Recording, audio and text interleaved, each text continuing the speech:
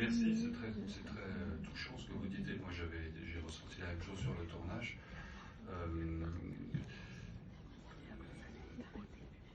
Je me souviens très bien d'un moment où j'étais très ému de voir Dolan et Depardieu quand on tournait ensemble. Et je me disais, mais c'est l'acteur de Loulou et le réalisateur de Mommy. Et voilà, et il y avait. Ils s'entendaient très bien, tous les deux. D'ailleurs, Gérard l'appelait Mommy tout le temps. Il hurlait Mommy. Et ils s'entendaient très bien. Et la transmission dont vous parlez, moi, Depardieu, je peux vous en parler jusqu'à 2h du matin, tellement c'est un animal fabuleux, quoi. Enfin, j'espère qu'il est bien, que vous l'avez aimé dans le film. Et moi, je crois qu'il est bien. Et s'il est bien, c'est parce qu'il était entouré de ces jeunes acteurs qui attendaient de lui ce qu'il peut donner de meilleur.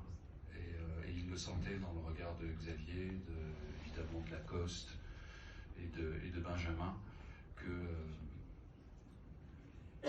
fallait les épater. Même s'ils sont face au monstre sacré, je sais pas, il est l'incarnation même du cinéma. Depardieu, c'est inouï, la filmographie de cet homme, ce qu'il a fait, la charge poétique, voilà, qu'il représente sur un plateau. Et là, tous ces très jeunes acteurs autour de lui, ça avait une énergie très, très forte et très intéressante, et très émouvante pour un metteur en scène, parce que je sentais, peut-être que je me trompe, mais qu'ils avaient un peu envie de s'épater par l'implication, par déjà apprendre son texte, parce qu'il y a beaucoup de textes. Et voilà, et c'était très beau. Et puis c'était des très grands fous rires. Par exemple, je me souviens un jour où il y avait Depardieu et sa caravane, on tournait en studio, puis il y avait sa caravane là, et la cantine était là. Et nous, on était en train de déjeuner, et il est sorti de sa caravane, et il est allé en scooter, de là à là. Et donc, on pleurait de rire. Et on lui demandait pourquoi tu fais ça. Il dit, oh, ça m'emmerde d'aller marcher. Voilà. Ce qui était encore plus absurde, c'est qu'il y avait un mec qui tenait le scooter. Il est monté dessus, puis il a marché, et il tenait le scooter comme ça. Alors, vous savez un truc que j'ai découvert parce qu'on montait des bandes annonces, et maintenant dans les bandes annonces, si on voit un sein, j'avais monté un plan de vous, où vous êtes pas du tout dénudé, mais un tout petit peu, et en fait, elles ne peuvent pas passer sur les réseaux sociaux.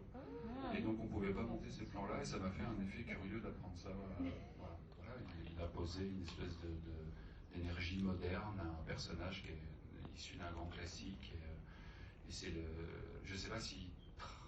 Je sais pas d'où ça vient. En fait, j'ai pas tellement envie de savoir s'il travaille pas, si c'est le don, si c'est. Je sais pas. Ce qui est intéressant, c'est que tout devient du cinéma, la façon dont il bouge. Et c'est très proche de Gérard d'ailleurs, l'énergie qu'il avait. C'est ces gens où quand il fait un déplacement, quand il prend un verre, quand il fait un truc, il y a une espèce de grâce cinématographique.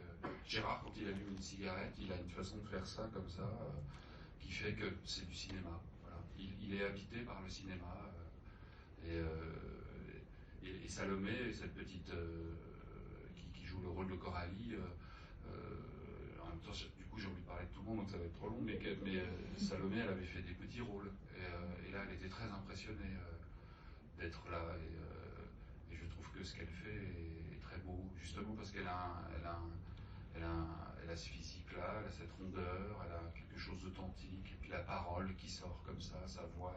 Les scènes de lit, je les trouvais beaux et jeunes et sensuels quand ils discutent. C'était des scènes que je trouvais gracieuses, j'espère que je me trompe pas, dans le film.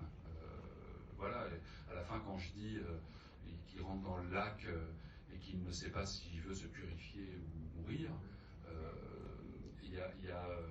en fait, c'était parce que il n'y a que moi qui peux y penser. Hein.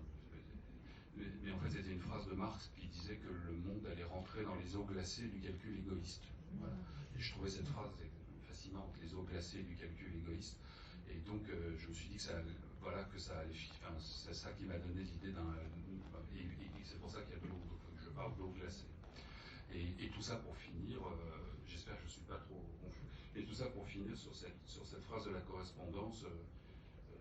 Je voulais que ça souffre, je voulais pas que ce soit défaite. Je voulais que perdre ses illusions soit une conquête et pas une défaite. Et qu'à la fin, quand la correspondance dit trouver quelque chose en soi après le désenchantement, je me disais que ça avait une beauté dans une étape de la vie. Hélas, on travaille, le désenchantement fait partie de notre chemin de vie, mais qu'il faut trouver en soi une ressource pour sauver ce qui peut être beau. Et il est vrai que je m'accrochais à ma caméra de cinéma en me disant oui, finalement, de la façon que je filme une imprimerie et ce monde-là, je vais essayer dans mon film d'exprimer, avec mes moyens, avec ce que je peux, un goût de la beauté et rendre hommage au génie français, à sa langue, à sa littérature, à la beauté des femmes, à l'élégance des hommes, à ce qui peut se passer dans un simple geste comme montrer quelqu'un du doigt. Voilà. Et pardon, c'est confus comme